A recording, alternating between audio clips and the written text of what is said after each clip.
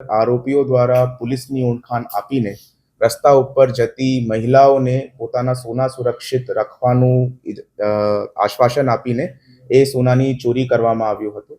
તે બંને ઓફેન્સીસની investigation crime branch દ્વારા કરવામાં આવી હતી અને નવસારી ક્રાઇમ બ્રાન્ચ દ્વારા આ બંને ઓફેન્સીસના બે આરોપીઓ બાદશાહ ખાન અને અયુબ ભૂરા શેખ એ બંનેની એમ્બે વેલી પૂનાથી ધરપકડ કરવામાં આવી છે.